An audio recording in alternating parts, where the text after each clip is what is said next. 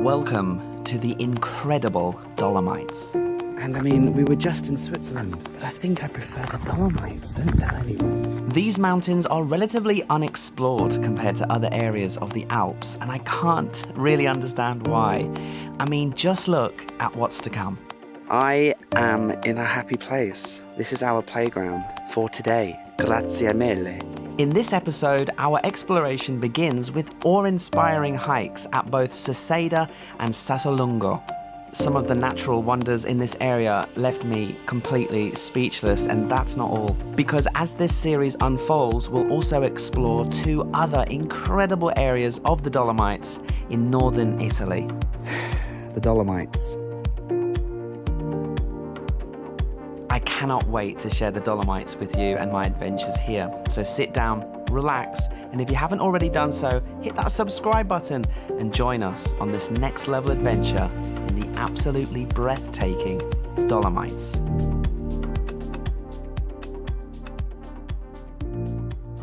Just before we head into the mountains, if you are in the marketplace for an eSIM on your future trip to either Dolomites or anywhere in Europe or around the world, and you need a discount code, you need a great deal, well, thanks to the sponsor of this video, SimLocal, I've got a great deal for you today. In the description, there's a link and it will take you to SimLocal's website or to their amazing app if you're watching YouTube on your phone. And once you find a great deal in the country that you're going to with the right amount of data or minutes that you need to tailor to your trip, then make sure to use the code PADDY10 at checkout and you'll get 10% off any eSIM deal with SimLocal, not just the first eSIM deal that you buy with most other eSIM companies. With SimLocal, it's 10% off every single trip. SimLocal is where you want to go, and you'll get 10% off if you use code PADDY10. We all know what an eSIM is these days, right? You download them before you travel. You just download an eSIM using the software on SimLocal's app, and you peruse the app and you find the country that you're going to. So for example, here on the app, I'm just checking now, if we wanted to go back to Italy, there's over 17 different deals with different carriers, starting as little as $4 all the way up to 50 gigabytes for a 2-week trip for $56, which if you use my code at checkout, you'll get 10% off that. So check out SimLocal, click the link in the description below, use code PADDY10 at checkout to get 10% off any deal to Italy, anywhere in Europe, or any of the other 150 countries and territories that SimLocal cover. Thanks again to SimLocal for sponsoring this documentary. Now let's begin our adventures in the Dolomites.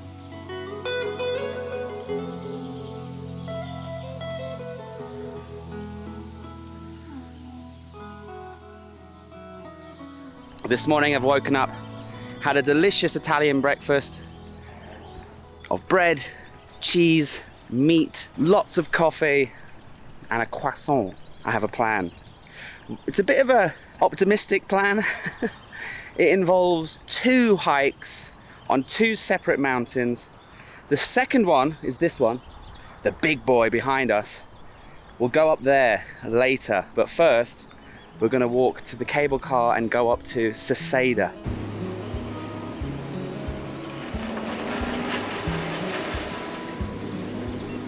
Okay, a return, 28 euros. Quite expensive, but that does mean we don't have to climb a mountain to get to the start of the trail, so we'll take that. Okie dokie. I am so excited. I can't tell you how excited I am. Okay, we made it to the top. And I'm a little bit lost for words as we do a 360. I am blown away. So this is just a little grassy plateau, which in the skiing season must be the place that you get your boots on. Because that cable car, as we were going up and up and up over these grassy rolling fields, would be the most incredible ski slopes. I definitely want to come back to this area and ski, maybe in the winter. Because the views are just outrageous, unbelievable. And we are spoilt for choice when it comes to hiking. There are 4 or 5 different directions we can go that lead to 4 or 5 different viewpoints and mountains. However, the creme de la creme, because we've only got 1 day, full day here, and we're going over to that big massive mountain in the clouds later after this, what we're going to do is we're going to go up to the famous Seceda viewpoint, which is actually up there in the snow.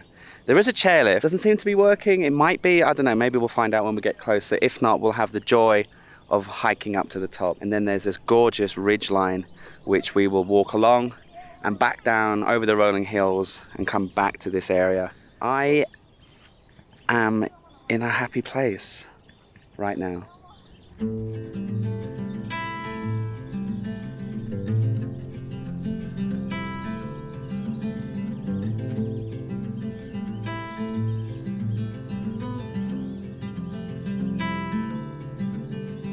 Close your eyes, hear the voice within, calling this heavy load got under your skin.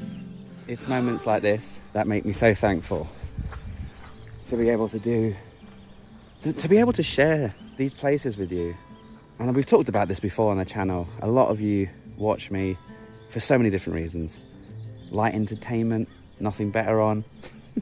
Travel inspiration, you know, you're looking for places to go and you're wondering what it's like. You know, some of you don't even know me. You know, you've just seen this thumbnail and you've just started watching. But some of you have been with me for a long time, all the way through Asia, and now we're in Europe. And I mean, we were just in Switzerland. But I think I prefer the Dolomites, don't tell anyone.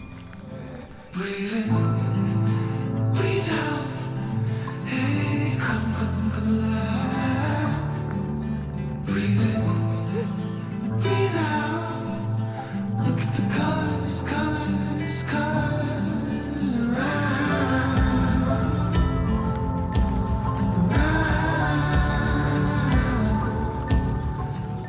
There was a few maps back there on the wall, but I don't really understand them. It's all squiggly lines going in different directions. It's all Italian. So I'm going to do the classic follow everybody else from a distance and pretend that I know where I'm going. This is disgustingly beautiful. This is I'm debating whether Wengen in Switzerland, which was my favorite place. Oh my God. Thank you to Carl Watson, by the way, for recommending that little town and recommending that little bench next to that church. Best view, even on a cloudy, miserable day, it was unbelievable. But this, I don't know how it gets better than this. This is outrageous. Like this is next level. Like this is the definition. Okay, I lost the people in front of me. Let's go see if the ski lift is working.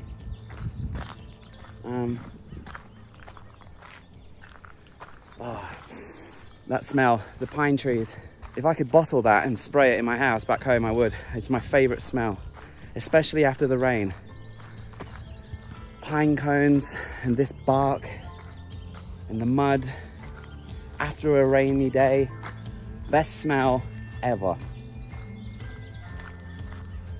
Like honestly, whatever happens for the rest of the day, if we get rained on, if I break my camera, if I lose everything I own, I still think this will be one of my favorite days of my life. And we're 25 minutes in to this hike. Oh, I've got some good news for all you lazy bastards out there. Cable car seems to be running, and I don't know how to get on it.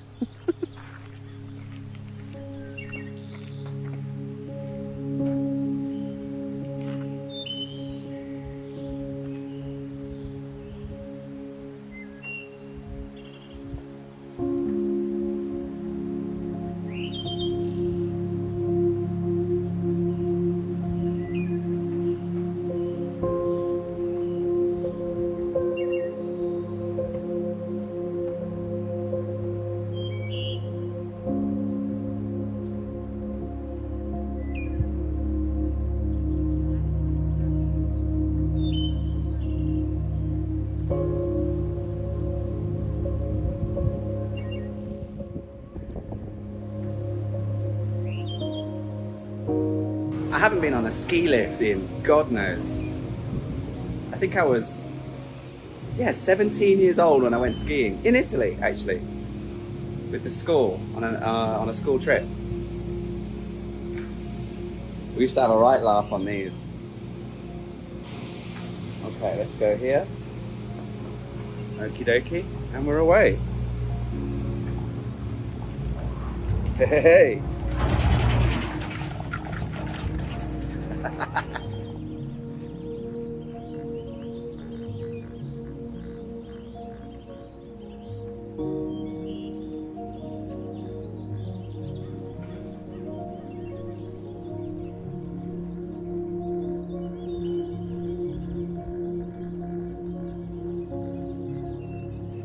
Oh, this is the life.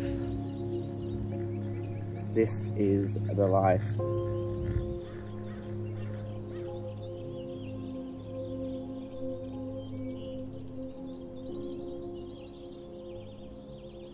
Seeing those people hiking up makes me guilty. I do feel terrible about this. But you know what? Sue me.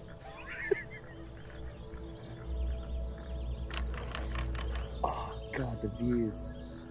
That gorgeous little church just made of cobblestones, peacefully placed on that hillside. What a beautiful place to be. Wow.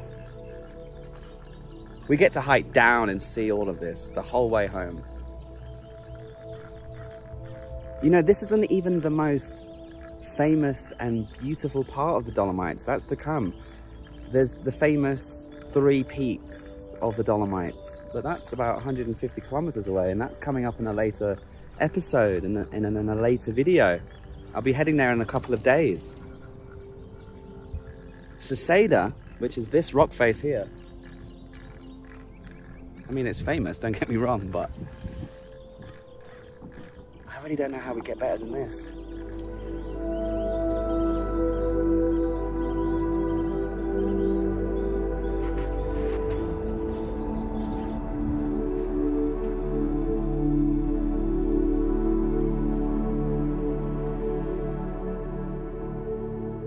Wow, this'll do. This isn't even the viewpoint, and I've just had a little sneak peek.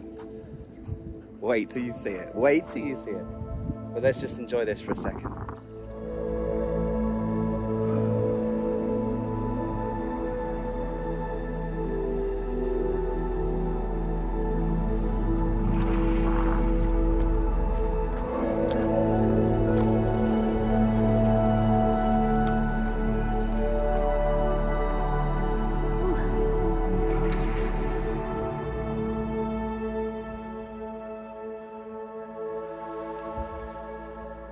Pretty good, huh?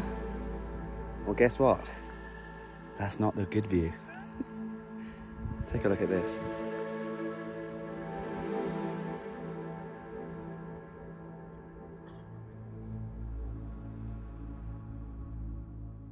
I'm trying not to think about how epic of a drone shot this would be. And me standing here on this rock with that in the background. But last night when I was looking for stock footage and to get an idea of what it looks like from a bird's eye perspective, must have been taken at a similar time of year, because it looks exactly like this. With the snow and the clouds, it's absolutely unbelievable. And you know what? This is one of those places that you don't need a drone to appreciate it. Look at the way the sun is casting the shadows on the cliff edge down below. The way that the Dolomites were formed in the long history of the earth, in my opinion, means that they're more striking than the Swiss Alps. Now, the Swiss Alps are ridiculous, don't get me wrong, but you just don't get this aggressive cliff, jaggedy, sharp effect like you do in the Swiss Alps. These are so unique, these are so beautiful. I can't actually get my head around it.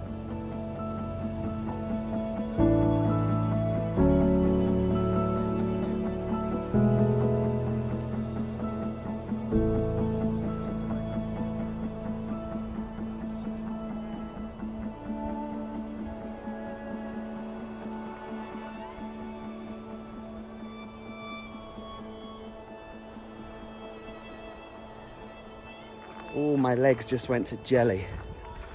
If you're scared of heights, just close your eyes for the next 7 seconds, okay? Because I wanted to do that, you know, that shot where your foot goes to the edge. No freaking way. Look, I've got a selfie stick, so I'm gonna use it. Ready? Get you out.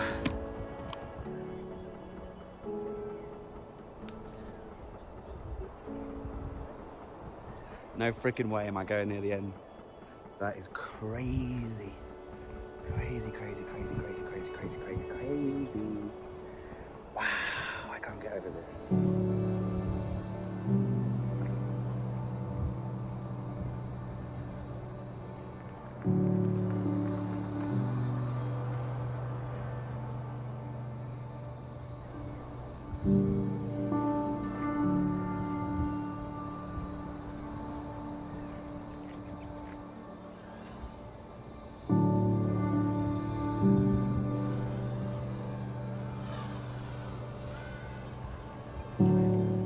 Have a look at this. Seceda. What a ridiculous mountain. When you think about tectonic plates smashing into each other, creating and forming mountain ranges, and you look in a textbook, that's what I feel like they use as the example. This tectonic plate hit that tectonic plate, and bosh, Seceda was born.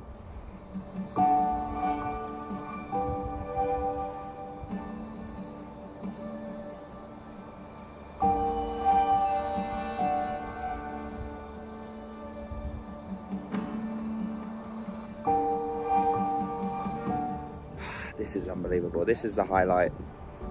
This is probably the highlight of the summer.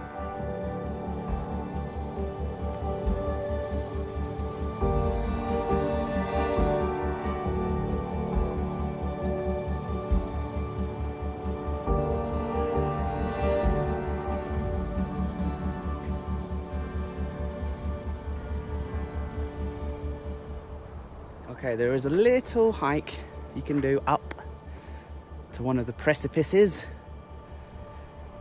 We should get a lovely view for a change.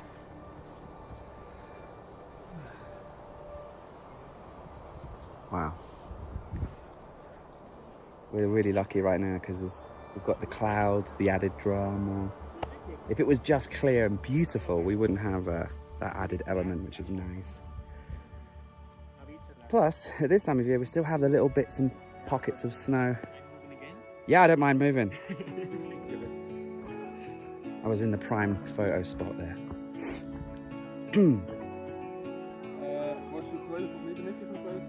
To be fair, that is a pretty decent spot.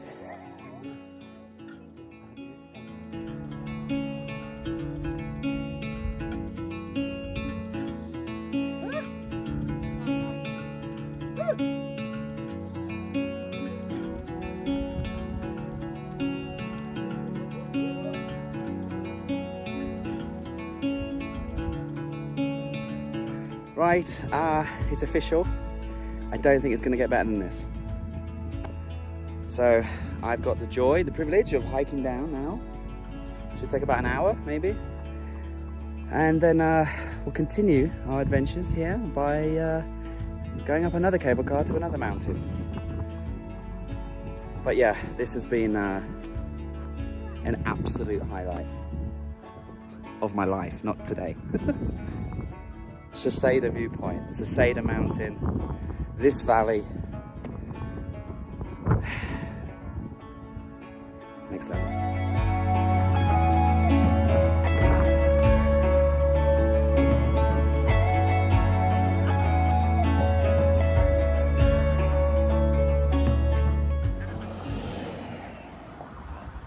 Okay, do you recognize this from yesterday? We are heading this way again, back to this town, because there's another cable car and we'll be going up to the next mountain. It was about 45-minute hike down, 20-minute on the cable car, and about half an hour walk from the cable car to this town. And made some friends on the way down, which was cool. Some teachers from the USA. So that was nice to have a friend and talk to and share some stories. I'm thinking, even though I'm kind of in a rush to get up and down this mountain before the cable car and everything closes at 5, it's nearly 2 o'clock. I wouldn't mind grabbing a sandwich or something.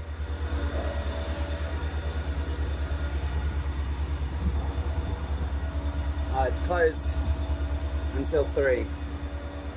Okay, we are at the next cable car and it's 1:45 and the last cable car coming back down is at 5:30.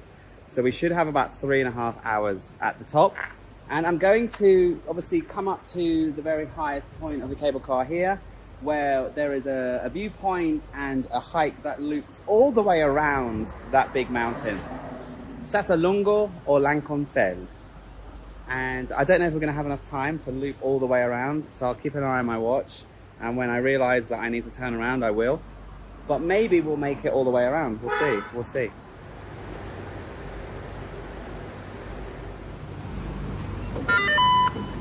I paid 25 euros return for this one. It's been an expensive day on cable cars, but you know, it saves so much time and it just gets you to the start of the hike. There is a bit of weather coming in, so this might turn out to be a bit of a disaster. But one thing I've quickly realized here in the Alps is bad weather comes and it quickly leaves. It doesn't really linger. So if we do get caught in some weather, we'll try and just hide it out and hope it doesn't take too long to pass. You can see it's already been raining on the way down.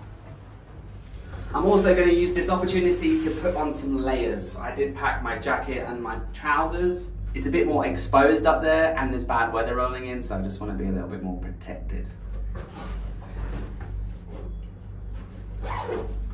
Voila, much better.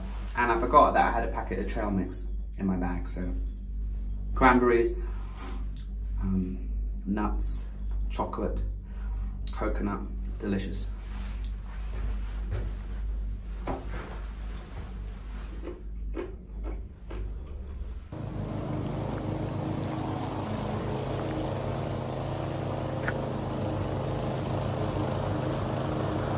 There's a sign that says this way to the viewpoint. But as far as I'm concerned, it's all a viewpoint. Ow! Chill out. It's really coming down now. They're quite big, actually. I'll tell you what we'll do. Let's take refuge in the restaurant. I don't think we're going to be able to do a big epic hike. To be honest, I would have liked to have done, you know, these 2 hikes on 2 different mornings. Because generally speaking, the weather turns in the afternoon. And that theory's been proven again today, just like yesterday. So I would come and do this again tomorrow morning. But we got to get moving tomorrow, move to another area. Anyway, let's just find a vantage point and enjoy the drama in the warmth of the restaurant, because it's cold.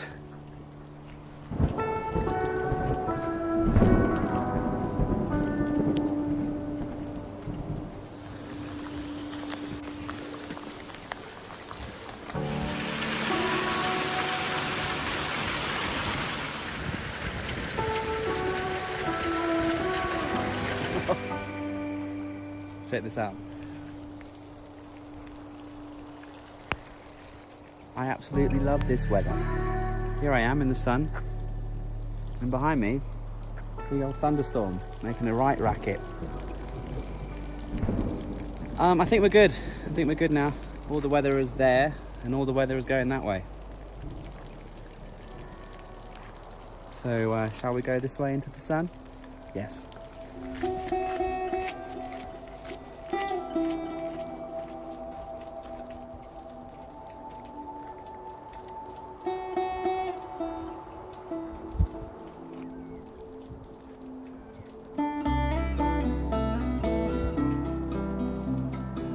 So beautiful. Wow.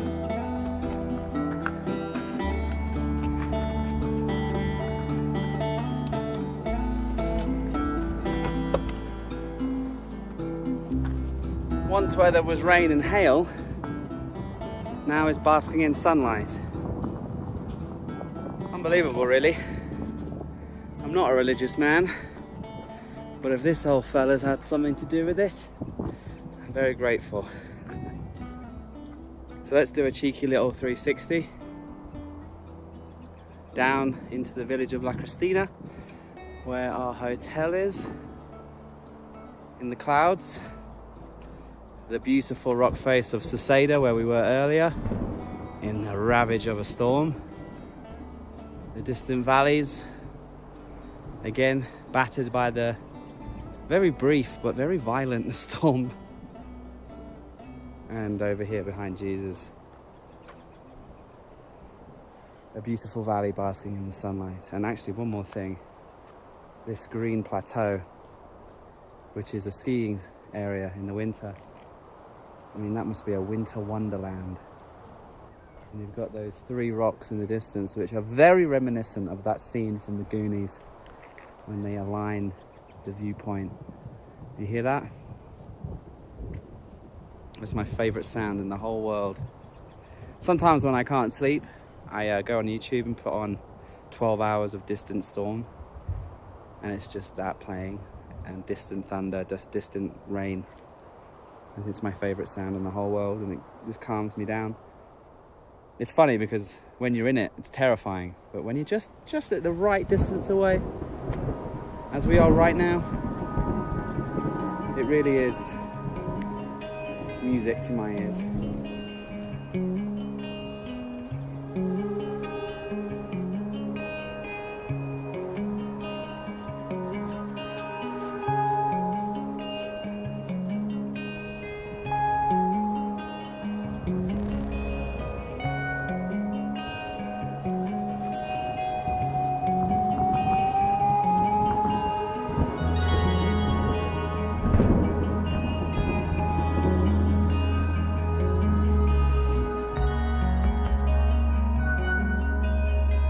Don't ask me where I'm going, because I don't know.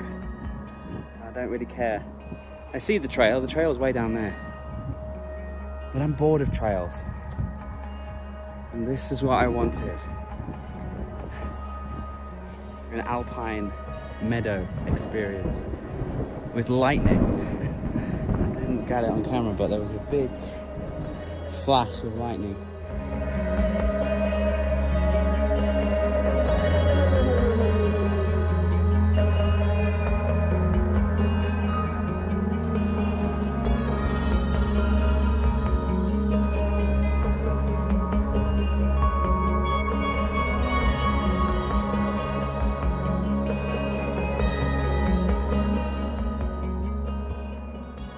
Sit on my ass and enjoy this view and enjoy nature's beauty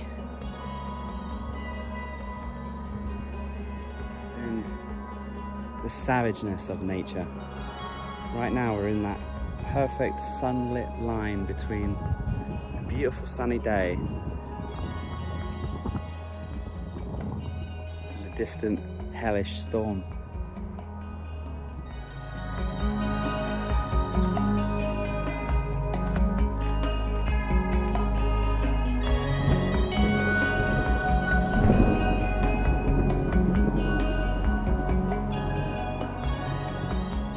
Storm is coming back. There was no rain in that valley a minute ago. And it's starting to spit right now. And the first hailstone just hit behind me. Here it starts, which means I have about 2 minutes before I'm gonna get destroyed. I'm gonna call it here.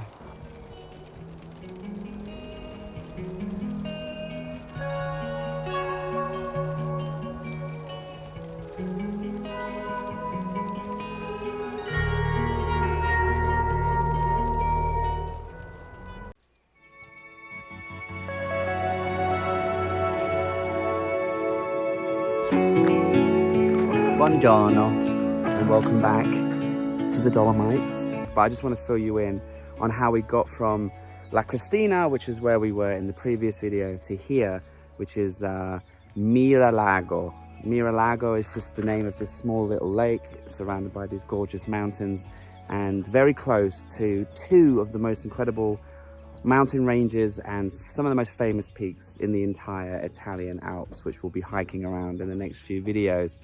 Look, the Swiss Alps were incredible, but as a solo traveler, getting around in Italy, I just find it more enjoyable. It's cheaper, the food's better, and the mountains and the nature are just as, if not more beautiful, in my opinion. Public transport here is very limited and not the best, because for me to get from Cristina to here, Miralago, is only 60 to 70 kilometers east of each other, and there's roads, and it was pretty straightforward on the map, but it would have taken me 6 buses and 5 hours because there was no public transport just going east. I had to go west and north and all the way around, and it would have taken all day. So I ended up getting a taxi. Now, I was quoted 240 euros, and I was thinking about not doing it and just sucking it up and getting 5 buses. But as I was checking out, 2 other American tourists staying at my hotel heard wind that I was thinking about getting a taxi, and they approached me, and we came to an agreement to split the cost. So because I was going a bit further than they were, I paid 140, they paid the extra 100, and everyone was happy. And that just meant that we got a glorious taxi ride, door to door, hotel to hotel here. We had a great ride, and yeah, it ended up taking about 2.5 hours, and yeah, 140 euros. But we got here, and so my hotel is right here, right on the lake. And behind the lake, you can see there are some of the mountains that we're hiking to today. And so yesterday I just had a rest day, had some food, relaxed, and went on a nice little walk around this lake in the afternoon. It was beautiful.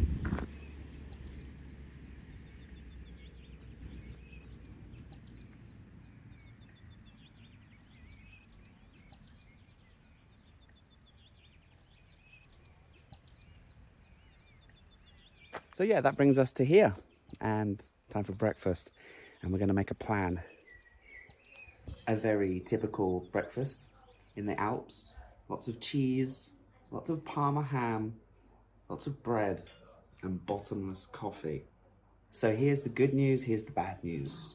The good news is this area is ridiculously beautiful, and as I've mentioned, it's home to 2, or many actually, probably about 20, but 2 very famous hikes. And we'll be doing both. Maybe one today, maybe one tomorrow in the next video. We'll see how today goes, because the bad news is, as any solo traveler who travels extensively will tell you, something starts to become your nemesis, your arch enemy, and that is the weekends. Everyone from the cities, everyone's got the weekend off, right? So you jump in your car and you go up with your family to the beaches, to the mountains.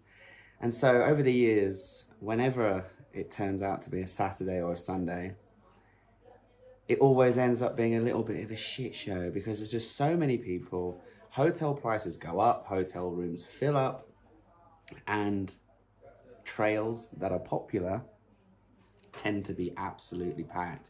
And I'm a little bit worried that that's what's going to happen today. So I have 2 tactics to combat the crowds of the weekend, as I see lots of people here just camping up at the entrance of the park itself. Maybe they couldn't even find a room in the towns.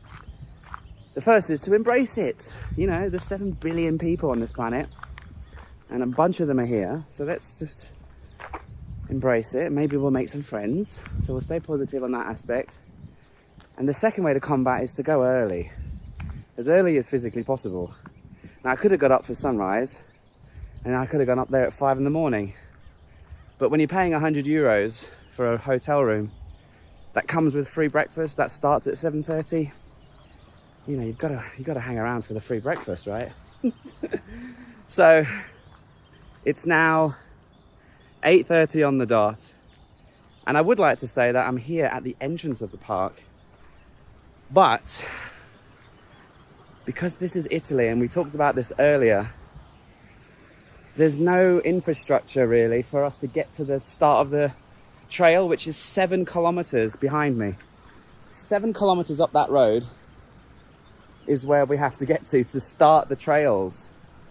Now there is a bus, there is a shuttle system, but it doesn't run this time of year. So what I'm going to do is I'm going to start walking. It's going to take me 2 hours just to get to the start of the trail.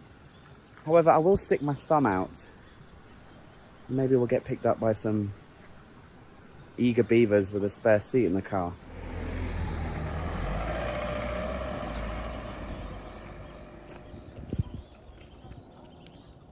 Absolutely mad success.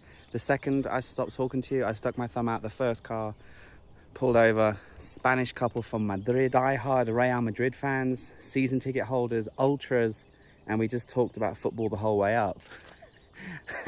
So thank you so much for you guys for picking me up. And look, when we got to the toll, you have to pay to get in, right, for your car. And they were saying that they tried to get in yesterday, but that it was full at 9:30. They have a certain number of car park spaces, and that's why they were coming up early. And already there was a queue at the toll. The car park's nearly full at the refugio at the base. This beautiful mountain behind me, this is the main hike. This is the famous Tre Cime, the 3 peaks. You can only see 2 at the minute, but from certain areas you can see 3. But behind me is the hike to Mordor. The reason why it's called Mordor, or nicknamed Mordor, as you can imagine, is because it looks quite scary, it looks quite barren, and it looks something like out of the movies Lord of the Rings. And so I thought we could do this one because it's quieter. The huge crowds and the hikers who've gotten up early are already doing the trail, and they're all walking in a line around it. So I think, why don't we do Mordor first? And then if we're feeling up for it, we can rest at the refugio and then do the main one. Oh, and the best part was I didn't have to pay, because when they paid for the car, it was 30 euros. And we thought, okay, that's 30 euros for the car. When we get up here, we'll have to pay again per person, but there wasn't. So I tried to give the Spanish couple some money to say thank you. And they said, no, we insist, because I was giving them advice on where to go next. And I think they were just like being kind. So I didn't even have to pay today. So thank you so much. Muchos gracias. All right, let's begin.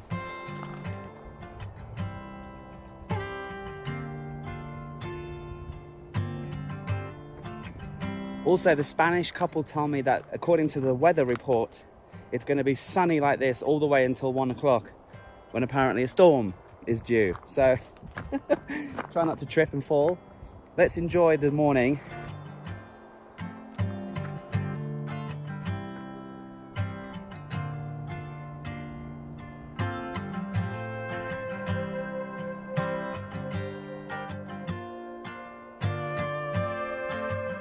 Another thing to mention is I woke up yesterday with a really painful kneecap. My left knee is in so much pain and I'm basically hobbling around. I'm going to be taking it easy today. Little steps, no rushing around.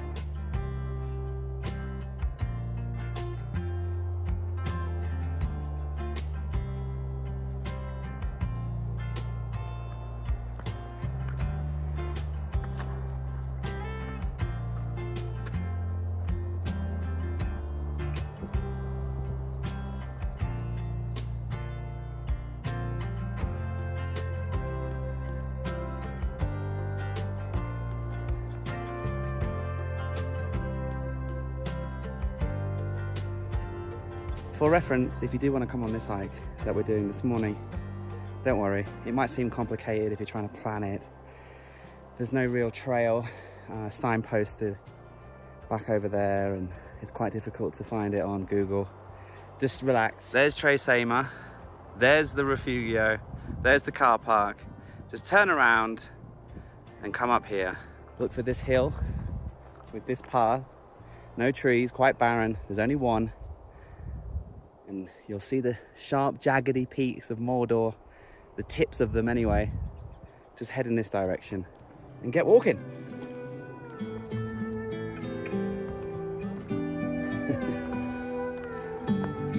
Bella, bella.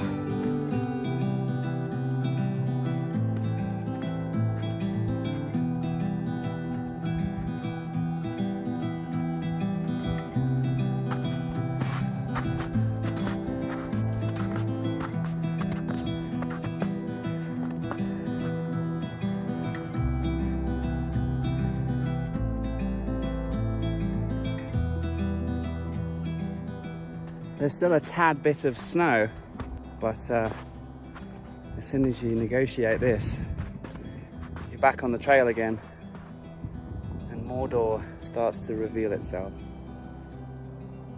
Holy crap. The bloke behind me there, I just heard him. Whoa. Oh!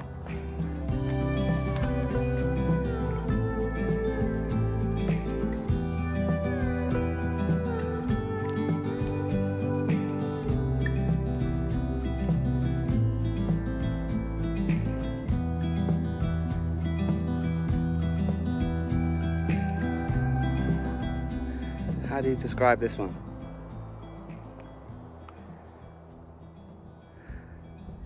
Guapísima. Guapísima. Muy guapo. I know that's Spanish, but you know, after meeting my newfound friends from Madrid, guapísima.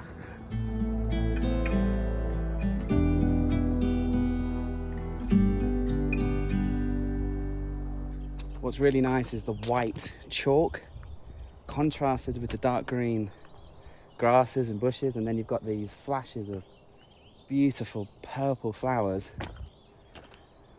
and then the bright vivid blue sky, wispy white clouds. It's just all over this mountain. People have been picking up these rocks and stones that are just everywhere, and they're making their names, they're spelling out each other's names in love hearts, and it's all very romantic. But here there's a STEM activity. So I'm gonna contribute to this house.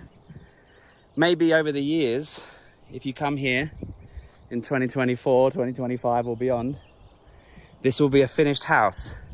But just remember, that brick, that was my contribution, okay? Maybe one day this will be finished. We can turn it into an Airbnb and we can all split the profits. Look at this one. Who's this? M and Z. They're in love. Isn't that beautiful?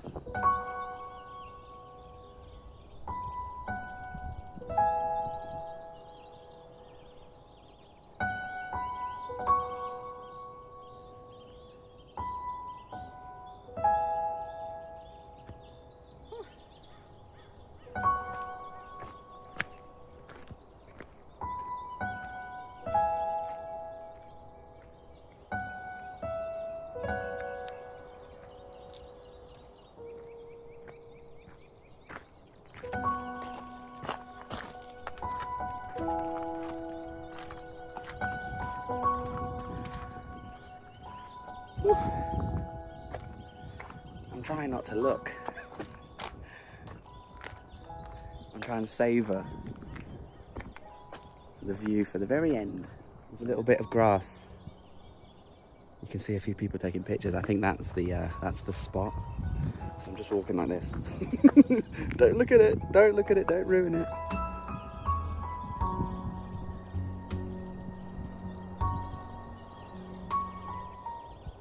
Okay, that's the little path to the Instagram spot, but there's a gentleman with his drone taking pictures of his girlfriend. So I'll just let them do their thing. I tell you what, it's proper dodgy up here. Like, look at the trail. It's just made of this loose rock. You're going straight down to your death if you slip.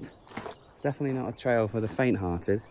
Anyway, let's stay tight to this rock face and let's just follow this trail. Maybe we'll find our own Instagram spot. By the way, I really don't think this trail is going to stay open very long because it's proper dodgy. And you know what it's like in Europe, if someone slips and falls and dies, that's it. Closed forever.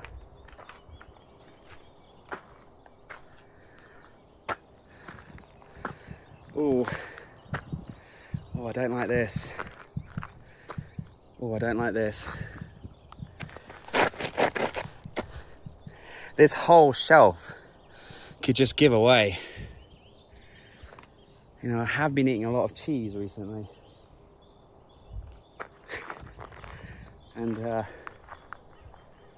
Yeah. I think that's the spot for a reason. Looks very, very solid in comparison to this. Let's just go wait. We'll go wait with the 4 or 5 other people. It's my turn. There's a very orderly, small queue of people. A couple from Korea, a couple from Spain, a couple from Italy, a couple from Germany. And one twat from England. That's me. There was one German fella back there, bless him, terrified of heights, and his legs went to jelly. And his girlfriend was like, come on, you can do it. And we were all helping him. And I was like, this is the worst part. Once you get up there, it's fine. He's like, how do you know? I was like, I've been here before. And then he made it up and he got some nice pictures. Oh. There's not a gust of wind. And it's just unfrickin' believable. So come and enjoy the peak, the summit with me. As we come up over this bush, a few hazards, don't trip. Wouldn't be a good place to trip over. And then there's another little hazard.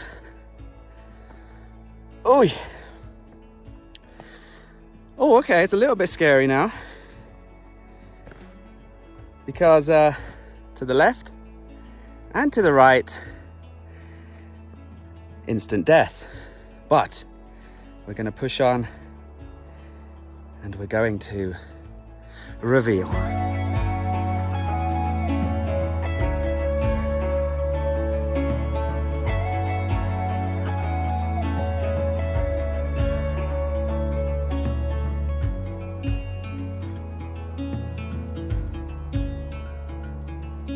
Not bad, is it? Not bad at all. Wow.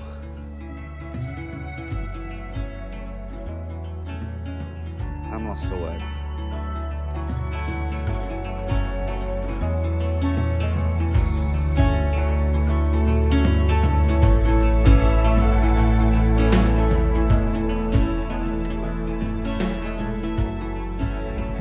I can't really fully enjoy it too long because there's a few people and they're kind of looking at me like, when's that twat going to stop talking to himself? So we'll just go back. The views are beautiful from every single angle. It's just this particular spot here is where you come to take a nice photo. And we've done that, so let's go. Enjoy the hike back.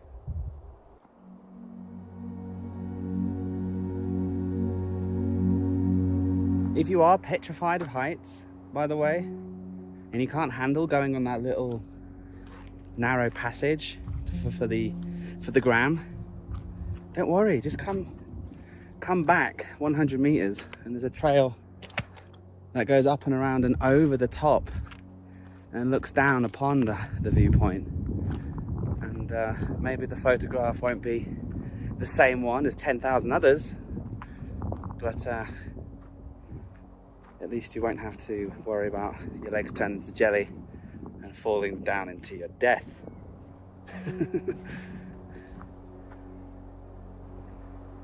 Someone's got a mountain bike, crazy mother. Anyway, there is a little ledge that will take you to where there's nobody there, and we can enjoy both looking upon Mordor and Tre Cime. 2 for 1 up here. 2 for 1.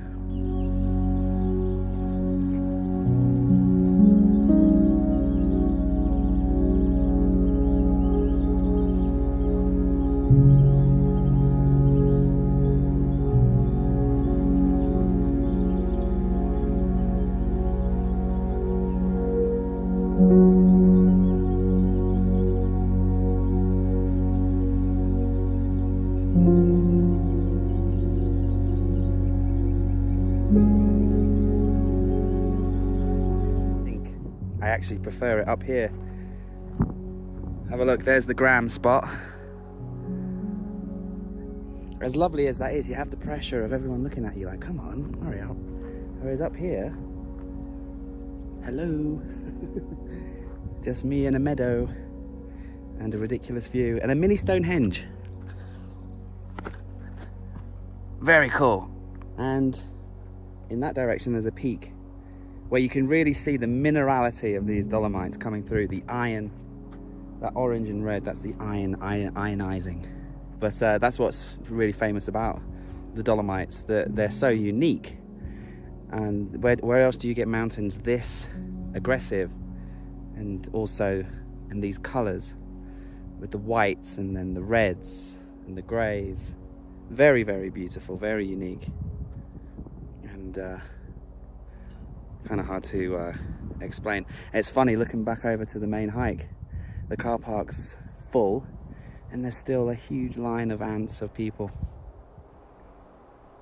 Come here. I mean, we'll go explore and we'll do that hike, don't worry. That's what this place is famous for.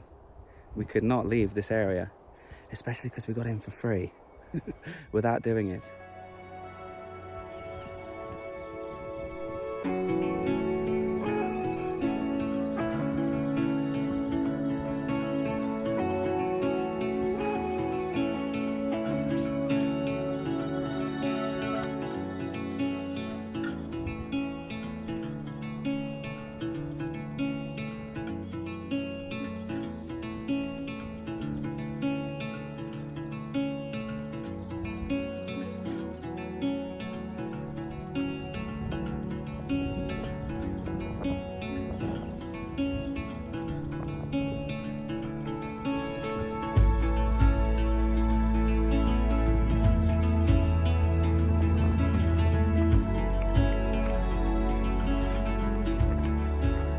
Okay, so I'm going to walk back down and then back up to the Refugio, where I'm going to have my lunch and fuel up for the big 5-hour hike around Tre Cime.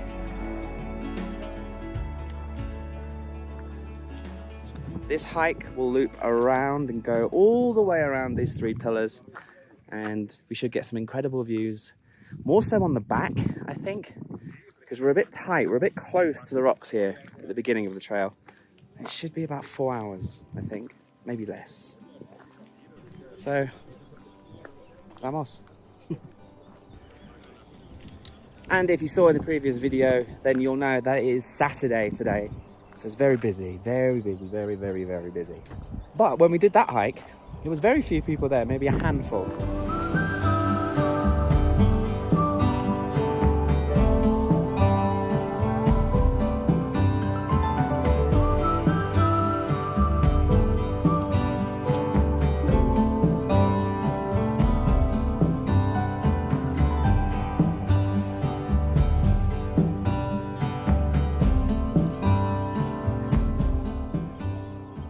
So far so good.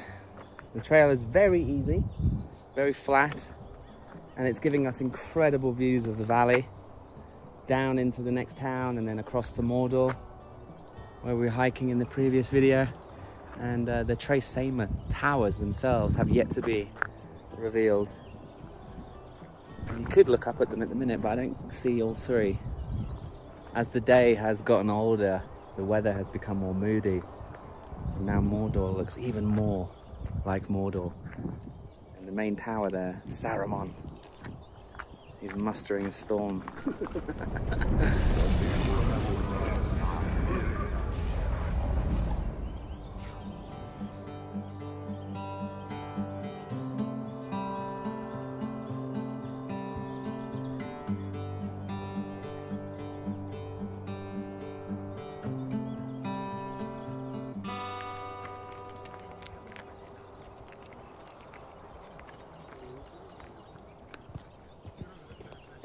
A cute church with an incredible view. But now I can count 4. 1, 2, 3, 4. There seems to be a little slight side quest we can do. Well, we can follow this trail and there's some monuments and a little lookout. Looks amazing, and we'll be able to turn around and get a real nice view of the amazing rock faces. Holy shit! I've just seen there's a guy climbing the thing. Is that 2 people climbing it? Oh, those people are crazy. You would never catch me in a million years doing that, even if I had a strong arm. No chance in hell.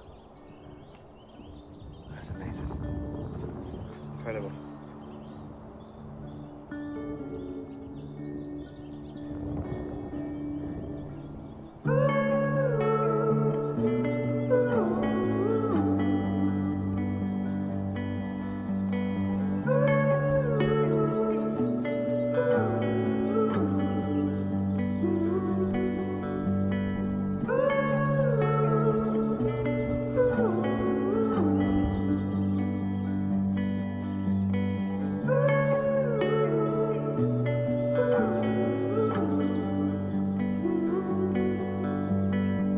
I'm here waiting till the fall.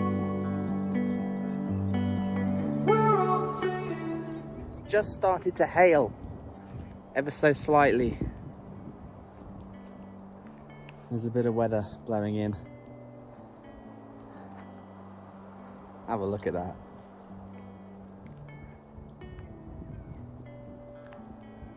I can count 6 now.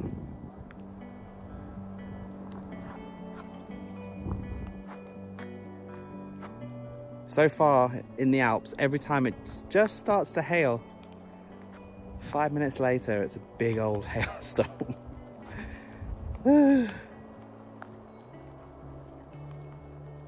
Now we'll be all right. Let's get down to the end. This side quest is not complete. Wow. Amazing. And look this way.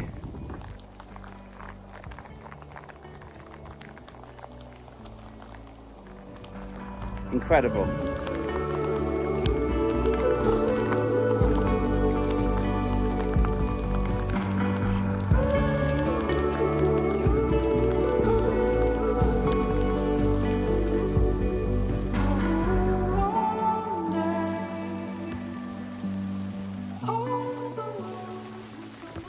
Right then, let's go back to the refuge of the church and wait out this hail. All your pain will fade to memory one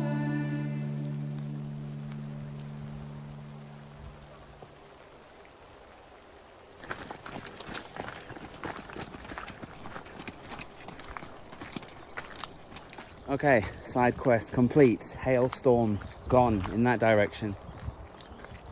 And just looking up at those climbers. Unbelievable, like absolutely madness. We're walking on a little flat path in comparison to that. That's an adventure. That's a next level adventure. You've got to be a special kind of person, right? And like, how do you even, like, who was the first person to go up there and attach the hook that holds the rope? Hey. Anyway, we continue.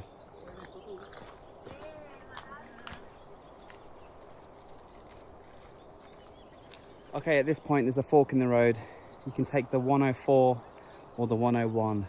The 104 stays tight to the rock face, but the other one just kind of loops around and gives yourself a bit more distance between you and the rocks. It's a lot further, but I want to be able to look at it like this, not like this. So we're going to take the wider one.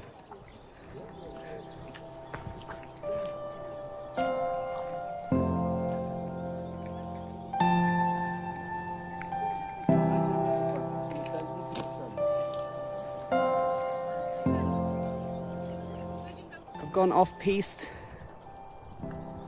because the trail is busy. It's funny.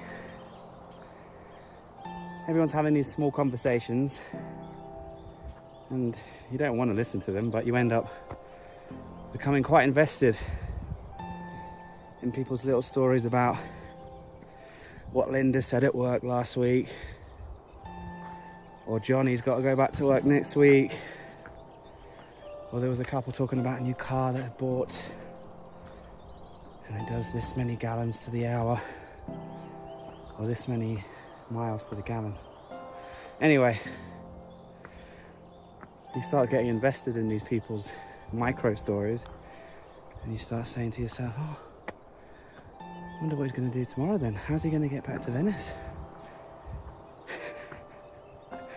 And then you're like, why do I give a shit? Don't even know who this person is. But because you're earwigging, you end up going, oh. Plus, going off piste means, look at this. You couldn't do this in Switzerland. There'd be fences. Everything's fenced in. No one's allowed off the piste or off the trail. Because almost everything is private property. Someone owns that land, someone lives there, there's a farm there. But here in Italy, much more rugged and free.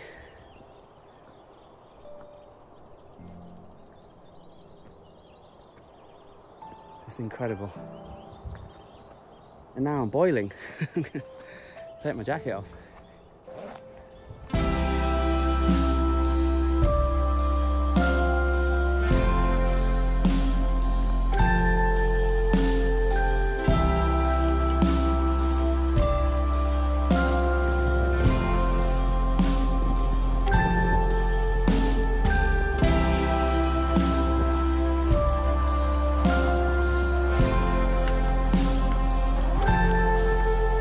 Okay, it's starting to kind of become apparent why it's called Tre Cime now.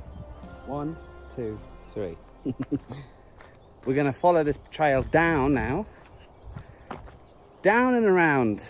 And we'll get a nice full frontal view. Hopefully, whilst it's still sunny. But look at this. Let's do a cheeky little 360.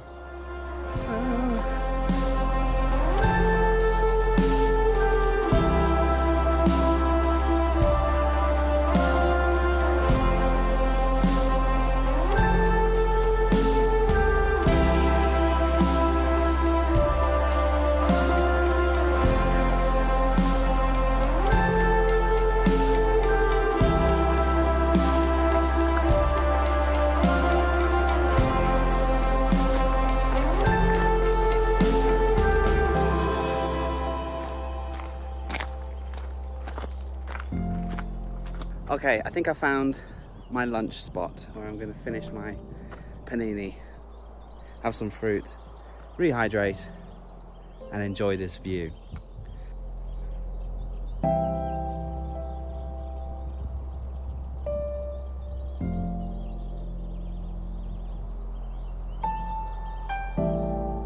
So, Tre Cime.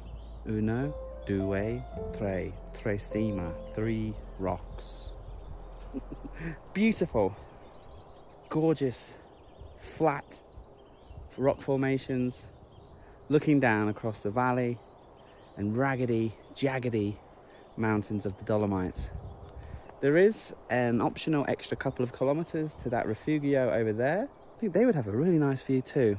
And the good thing is, well, this seems to be where like 90% of the people on the trail turn around and go back. You look this way, I think I can see 2 people, and that's it.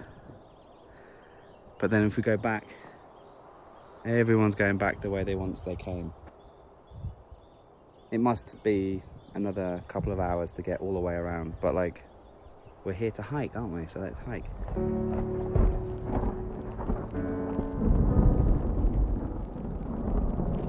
Sadly, the rain's come back and it's brought a storm with it. On the other side of Tre Cime, back over by the refuge. Hope everybody's okay. Luckily, there's a little trail here that leads up to some man-made bunkers from the First World War. And they're just up there, and I see a couple of people hiding in there. And I'm going to join them before it comes over here. But it's quite steep and exposed on the way up. So I'm gonna get a move on.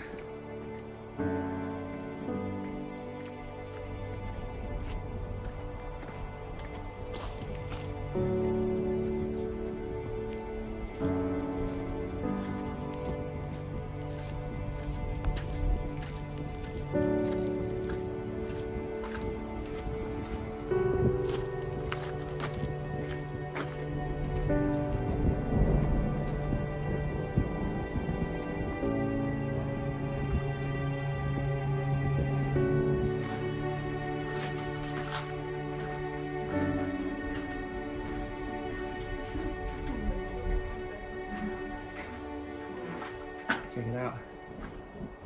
We've got a tunnel.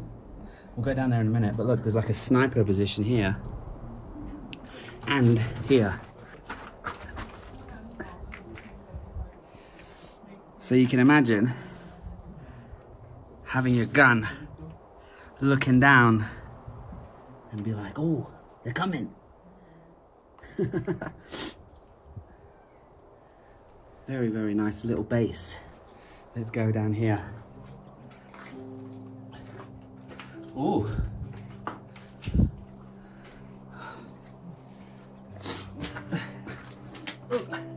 Oops. Oops. Ooh. Another little secret tunnel. This is the perfect little place to escape the storm. It's incredible. It comes out to another secret area, and ooh, they've dug this as well, so you can hold on to this while you carefully go that way. It's a nice sunny day in that direction.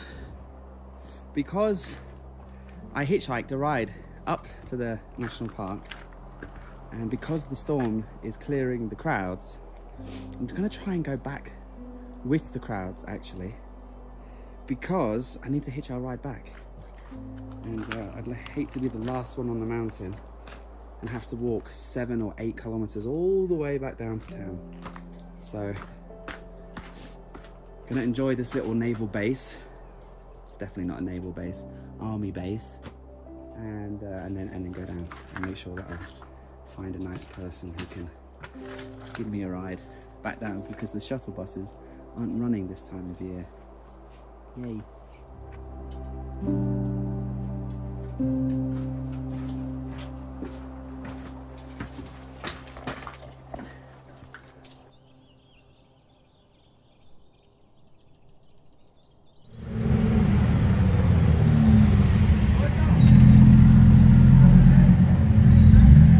Okay, buongiorno, welcome back. And I rested and I recuperated from 2 big hikes back to back, and actually 4 weeks of hiking in Switzerland and Italy. They've now come to an end, sadly. And yeah, it's time to leave. So I've already left Miralago, the beautiful hotel. I got a taxi, a nice big posh, big people wagon thing. And we drove past the lake, left the beautiful Miralago, and headed down the twisty roads to here, the fancy, luxurious city of Cortina. The taxi cost me 50 euros because there is no public transport and I don't have my own ride, sadly. So that was quite an expense. And he took me right here to the bus station, and the bus journey cost me 20 euros. So 50 plus 20. And that'll get us hopefully almost to the hustle and bustle of Venice itself.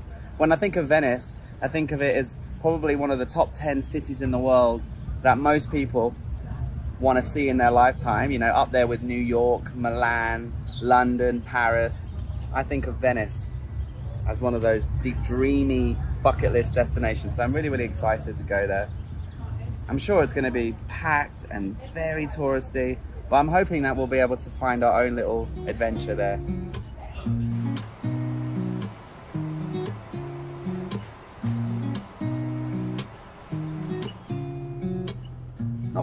Not bad for 20 euros. So there's 2 stations for Venice. One at the airport and then one at the train station. And the train station is nearer to where my hotel is. So I've got myself a nice little window seat and hopefully I'll just enjoy the mountain views. 2.5 hours to Venice.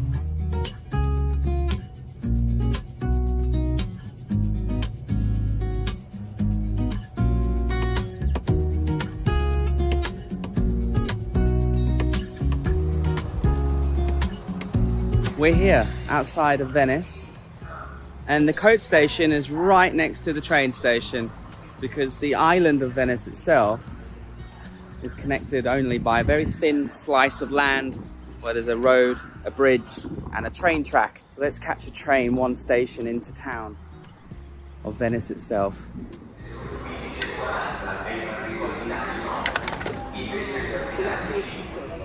Okay, it's only €1.50, and it leaves in 2 minutes from platform 3. Bosh.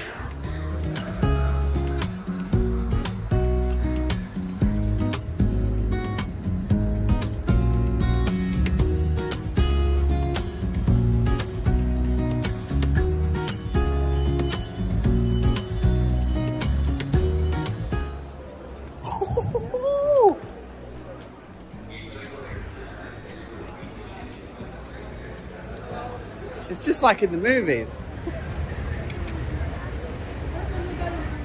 Wow. Venice. Unbelievable. I've always called these James Bond boats because when I think of James Bond, he's always driving one of these, isn't he? Or he's in the back wearing a great suit. Wow. Okay, so it's hot. Everybody's dressed really nice. Everyone's got full face of makeup, lovely hair and hats and dresses. It's 4 o'clock.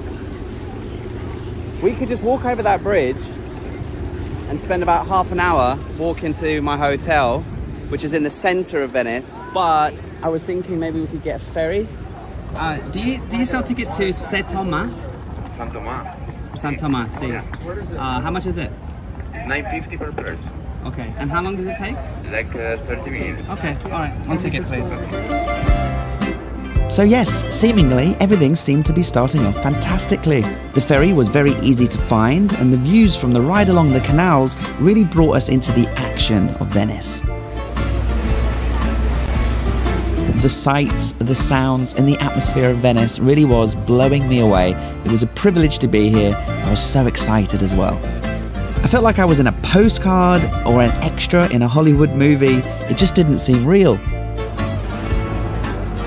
Venice really felt and looked exactly how I had imagined it. And it wasn't long until we passed underneath the famous Rialto Bridge, the oldest and most beautiful bridge in Venice. However, upon alighting the ferry, it soon became apparent that this ferry ride was a bit unnecessary and a bit of a waste of money. Okay. It was a bit of a fail. I'll explain in a second. Okay, so other than the fact that they cram you in there like sardines, I should have walked. It was €9.50. Venice is small. We went around the whole town in like 20 minutes and we were going so slowly and we stopped over and over again, so I should have just walked. Anyway, I have a booking. Name, sorry? Doyle, Doyle. Okay, I always get worried when I check into my hotel because I can never remember what they look like, and all I remember was that I paid €178 for this room for 2 nights. It doesn't include breakfast, they don't have a kitchen, and you know, it's a little bit old-fashioned and looks kind of scary. There's like proper dodgy furniture in here, but that's okay. It's the charm of Venice. So I'm definitely going to just strip down into my shorts and just get straight back out there. It's a lovely afternoon. It's coming up to 5 o'clock. Let's enjoy a couple of hours.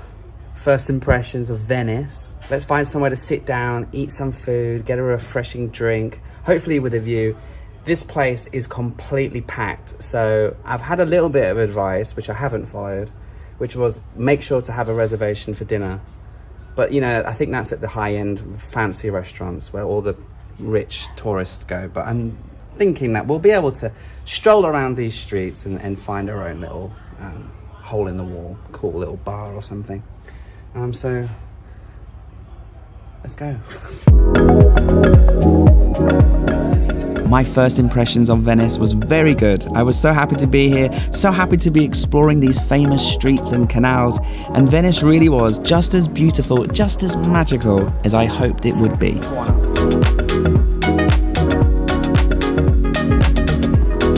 Beautiful. Bella, bella.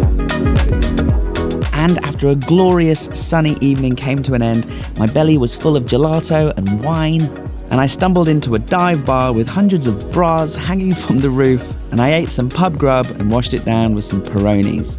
And my marvellous first day in Venice came to a close.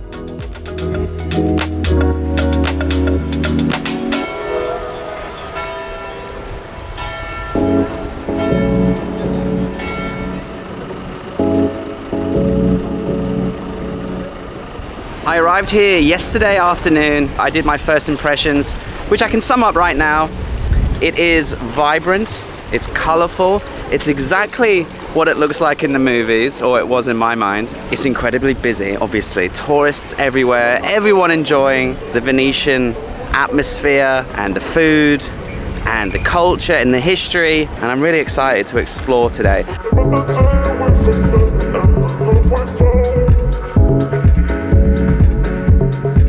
For sure, the best thing that you can do, other than we'll go on a gondola later, we'll tick that bucket list item, but the best thing that you can do here in Venice for sure is walk around and get lost.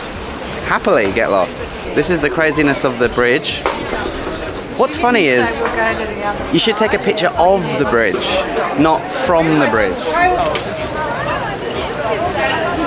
take very good pictures. Thank you. I mean, the bridge is incredible, and it's really nice actually. It's made of marble. It's very smooth to the touch, just in case we were wondering.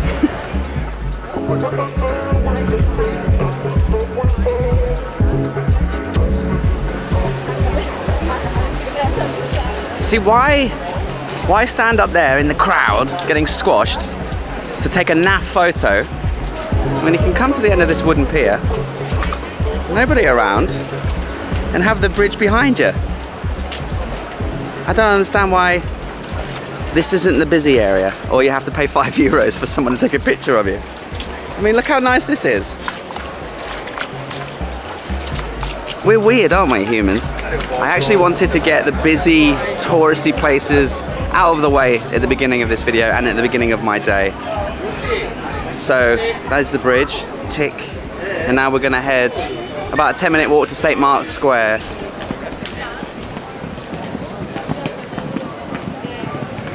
This is a perfect example of what I was talking about. There's loads of people just on this little bridge, and we're all trying to take a picture of the gondola, right? It's gorgeous. But anywhere, 3 minutes in any other direction, you'd probably be alone. For some reason, in Venice, everyone clumps together. But just, well, you'll see later in the video when we walk around, there's no need to get stressed out when you get here. If you want to take the nice photo, get away from the main area. 3 minutes in any direction and you'll find your own bridge, your own space to breathe. Scusami se ti ho chiamato prima, sai, ma ero disperata, non sapevo più. I'm desperate in need of some like nice clothes. I'm on my last pair of underwear, last pair of clean socks. 4 weeks of hiking in the Swiss Alps and the Italian Alps and the Dolomites. Everyone's dressed to the nines here in Venice. Not me.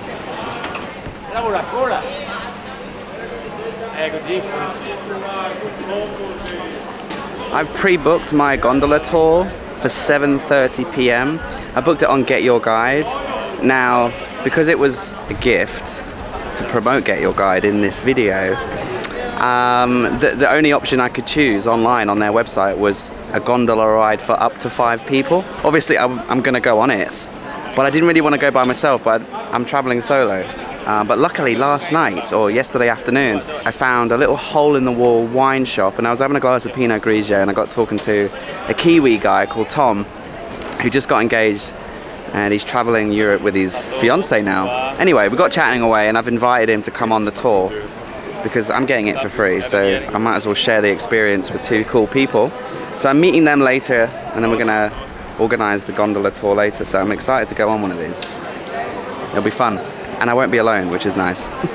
It's a bit busy, isn't it, this time of day as well? 7:30, which you would think is going to be nighttime, right? But it's not, because it's the summer. It doesn't get dark till 10 or 9:30. And 7:30 was the last available booking I could make last minute, like I did last night when I was on Get Your Guide. Ciao. Ciao.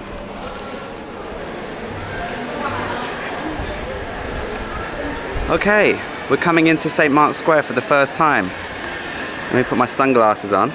There's Italian music playing, There's seagulls calling in the air, and there's an absolutely beautiful, what is that? Is that the palace or is that the cathedral or what is that? I don't know what that is, but we're gonna go explore this whole area now, and then we'll get lunch somewhere. The other activity that I booked for today on Get Your Guide was a reserved entrance ticket for the Doge's Palace. Normally there's a long queue and it's apparently quite difficult to get in, but I've pre-booked my ticket.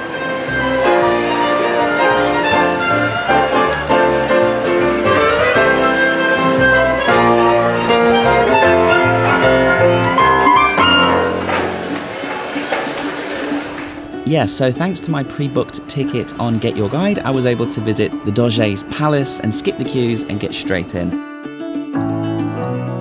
This is a historic palace located in the heart of Venice, right in the middle of St. Mark's Square. And as you'll see, the reason why it draws such crowds is this is a significant part of the Venetian history and considered one of the most iconic landmarks in the whole of Italy.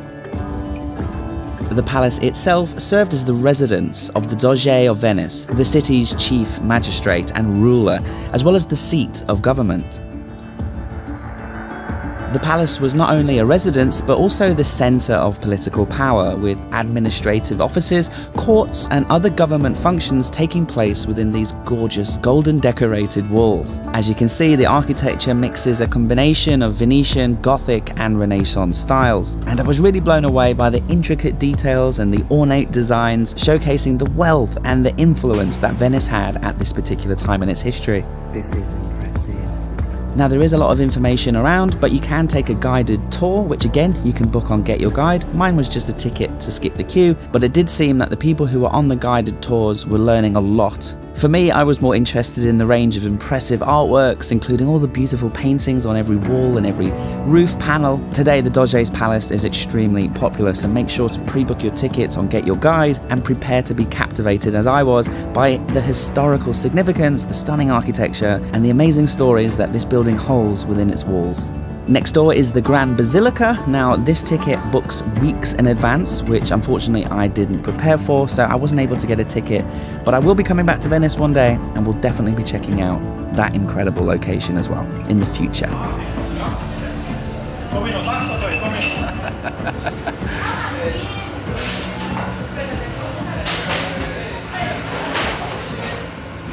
So I had fun in Doge's Palace. I went to the piazza and I was going to sit down and have a drink in front of that band playing that beautiful music, but it was like 25 euros for a cocktail or 12 euros for a coffee. I was like, nah, no chance. This little hole in the wall shop right next to my hotel, this limoncello spritz, 5 euros. Plus it's much more quieter on this side of town. I think I got a little bit fatigued with St. Mark's Square, the bridge, all the people, the tourists. This area where my hotel is, it's much more chill. And oh, I also I succumbed and I went to Zara. Got myself a couple of nice tops so that I can look a little bit presentable. Because honestly, everything I have stinks. It's disgusting. And yeah, I'm gonna go meet up with the Kiwis in a couple of hours and get ready to go on the gondola.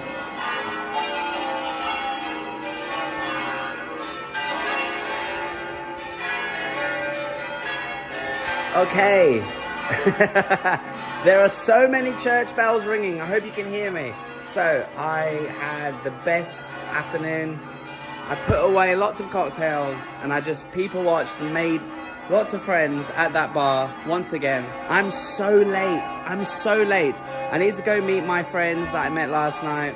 We're gonna have a quick drink and then we're gonna go on a gondola and enjoy the Venetian canals together. I love it. Absolutely love Venice. Love it, love it, love it.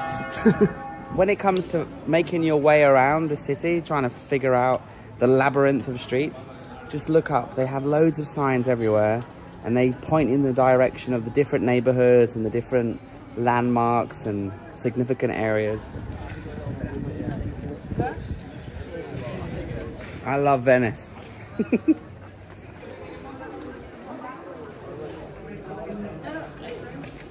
Another thing that I really love about Venice is there's no suburbs. This is like the definitive city. Everything is next to each other. Everything is walking distance. And, you know, this is how cities were designed. Big cathedral or palace or church in the middle. And everybody lived right next to it. And everybody had a double-handed sword, a shield, a gauntlet, and was willing to die to protect this village or city. You know, there's no suburbs, there's no bullshit. It's tiny, it's efficient, it's tribal and unique. And the Venetians were very proud people, and still are. Because you can just walk around it, one side of the city to the other, in 20 minutes. No need to have a car, no need to have a tram, no need to have a tube. Ugh, this is how... They don't build cities like this anymore.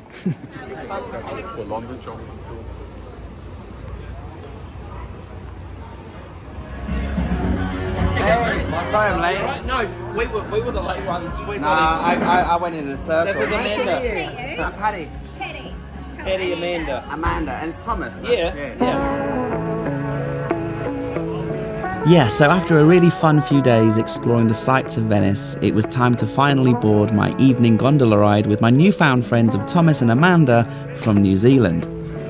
It's high tide, so it's a little bit scary. The gondola ride takes 30 minutes or so, and it took us from the main canal down and through the much quieter canals of central Venice. The boat has a gentle sway beneath you, and the rhythm of the water can just carry you away. And of course, the historic canals that wind through the heart of this labyrinth of pathways is a captivating experience and something you'll never forget. Wow, this is so cute. Of course, there's a bit of a cliche to get a gondola ride in Venice, but I was really actually pleasantly surprised at just how magical this experience truly was. I definitely recommend doing this in the evening or as late as possible into the night because it just got more atmosphere and you're not going to be getting smothered by the midday heat of the Italian Mediterranean sun. The gondolier, the person steering our gondola, is a true Venetian artist, and the way that he guided his vessel with skill and precision was really interesting. This is fun. When the gondola ride was sadly finished, we arrived back in St. Mark's Square and enjoyed it being much less busy as it was dinner time and all of the tourists were no doubt taking up all of the seats of the best marked restaurants. Thomas and Amanda and I just finished our night in a dive bar, drank cocktails till probably 3 or 4 in the morning and just had an absolutely incredible time. Venice was a blast, everyone, and I really recommend it and I can't wait to visit again someday in the not too distant future. And sadly, that night concluded not only my time in Venice, but my time in Italy. What's coming up next on this channel, I hear you ask? Well, for that answer, you'll have to stay tuned to find out. Thanks for watching, enjoy your travels this summer, and I'll see you very soon.